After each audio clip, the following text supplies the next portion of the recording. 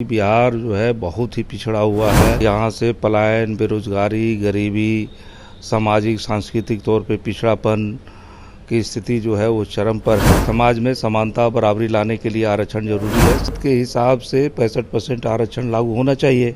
ये बिहार की जनता की आवाज़ है, ये किसी पार्टी की केवल आवाज़ नहीं है। जब तक बिहार में बीजेपी की सरकार के साथ आपको नीतीश बने हुए हैं तब तक ये तो संभव नहीं है, लेकिन हम लोग मांग कर रहे हैं। पलायन है, बेरोजगारी है, तो कोई मामला जो है वो हल नहीं हुआ और उल्टे जो सरकार ने कई तरह के जुल्म किए, वो बुलडोजर के माध्यम से तरह तरह के सांप्रदायिक दंगे फैलाने की कोशिश करके, नफरत की राजनीति करके उसने किया। बिहार को देखिए, उन्होंने पत्र लिखा है जिसके बाद बिहार की सियासत तेज हो गई है। इसके साथ ही प्रधानमंत्री नरेंद्र मोदी का फिर से बिहार दौरा होना है। इस वक्त हमारे साथ बात करने के लिए वीरेंद्र गुप्ता हैं, विधायक है हिमालय से, जुड़ेंगे, बात करेंगे। वीरेंद्र गुप्ता जी, पहला सवाल रहेगा, 65% आरक्षण लागू करने की मांग कर तेजस्वी यादव, उन्होंने मुख्यमंत्री को पत्र लिखा है जहां लागू करने की मांग की है बिहार में। ये बिहार की खास जरूरत रही है।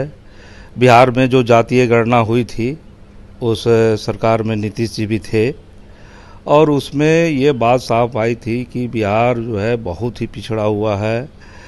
यहाँ से पलायन, बेरोजगारी, गरीबी, सामाजिक सांस्कृतिक तौर पे पिछड़ापन की स्थिति जो है वो चरम पर है। तो इसमें क्रमशः हर मामले में कुछ न कुछ करने की बात की गई थी।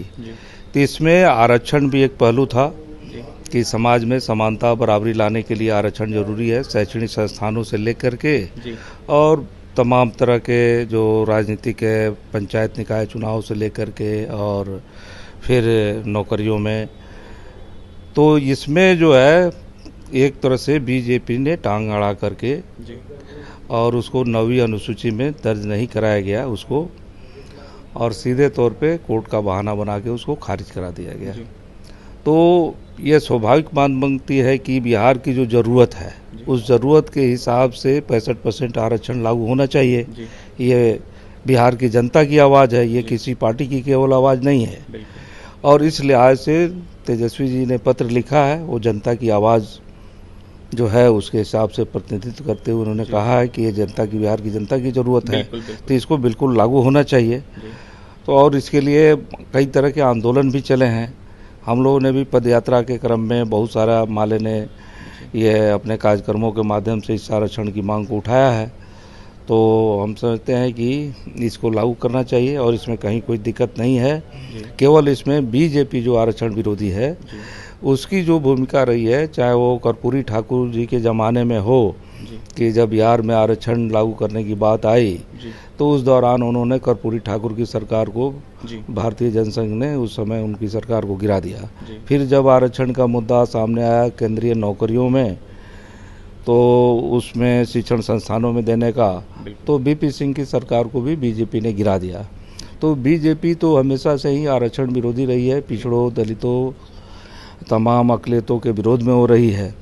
तो ऐसी स्थिति में हम समझते हैं कि जब तक बिहार में बीजेपी की सरकार के साथ आपको नीतीश बने हुए हैं तब तक ये तो संभव नहीं है, लेकिन हम लोग मांग कर रहे हैं कि यदि वो पिछड़ा बात की करते हैं, हम राजनीति करते हैं और हम आरक्षण के हम भी पक्ष में हैं, तो भाजपा की केंद्रीय गवर्नमेंट से जो है मांग करें। इसमें कोई दिक्कत नहीं है कि 9वीं अनुसूची में इसको दर्ज करके इसको बहाल करिए। वीरेंद्र जी, नरेंद्र मोदी एक दिवसीय बिहार दौरे पर आ रहे हैं, सिवान में दौरा होना है, इसको लेकर भारतीय जनता पार्टी के नेता कार्यकर्ता काफी ज्यादा जोरों शोरों से तैयारी कर रहे हैं। कैसे देख रहे हैं, कितना असर डालेगा? अब देखिए, वो तो मैंने बिहार के नरेंद्र मोदी जो है प्रधानमंत्री नहीं, देश के प्रधानमंत्री नहीं, वो एक तरह से तो जब चुनाव आता है, जब वार्ड का चुनाव आएगा, तो नगर निकायों का चुनाव आएगा तो उसके लिए वो अपना पूरा उतर जाते हैं। पंचायत चुनाव आएगा तो उतर जाएंगे, जो विधायकों का चुनाव आएगा तो उसमें उतर जाएंगे। तो एक प्रधानमंत्री की तो खुद की भूमिका में नहीं रहते,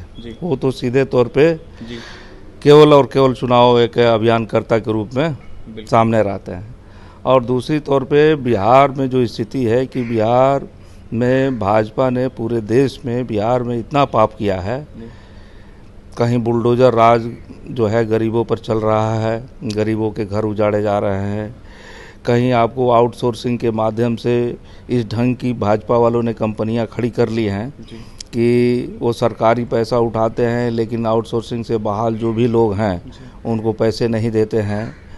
ये कहीं भी जो आंगनबाड़ी, रसोईया, ममता, इस ढंग का जो भी केंद्रीय योजनाएं हैं सेंट्रल गवर्नमेंट की, उसमें कहीं न्यूनतम मजदूरी का कानून का पालन नहीं है, मनरेगा के मजदूरी के कानून का पालन नहीं है और पूरी तरह से स्थिति खस्ता हाल है। बिहार में जो है एक समय में बात आई कि बिहार को विशेष राज्य का दर्जा दिया जाए, लेकिन बिहार को विशेष राज्य का दर्जा नहीं मिला। पटना जैसी यूनिवर्सिटी को केंद्रीय यूनिवर्सिटी का दर्जा नहीं दिया गया। बिहार में बाढ़ और सुखाड़ की समस्या भयंकर है, इसका भी कोई निदान नहीं हुआ। पलायन है, बेरोजगारी है, तो कोई मामला जो है वो हल नहीं हुआ और उल्टे जो सरकार ने कई तरह के जुल्म किए, वो बुलडोजर के माध्यम से तरह तरह के सांप्रदायिक दंगे फैलाने की कोशिश करके, नफरत की राजनीति करके उसने किया। मतलब पिछड़ों का आरक्षण रोकने के काम किया और दलितों का या जो भी नागरिक अधिकार का काम किया। तो इतने पाप किए, तोड़ लगाना पड़ रहा है कि एक प्रधानमंत्री को वो चीज़ें कवर नहीं होंगी। इसके लिए उन्होंने अभी ऑपरेशन सिंदूर जैसे भी अभियान की कोशिश की। माहौल बनाएंगे, हिंदू मुसलमान करेंगे, हिंदुस्तान पाकिस्तान करेंगे, लेकिन अमेरिकी आका जो है उनको, उसने कहा कि अभी हम तुम्हारे साथ व्यापार बंद कर देंगे, बहुत सारा चीज़ बंद कर देंगे।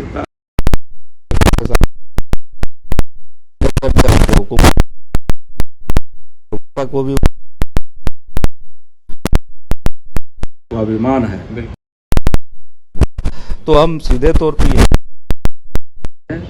कि वो चाहे जितना दौड़ ले, है ना, बिहार में बदलाव की केंद्र के सरकार के द्वारा और बिहार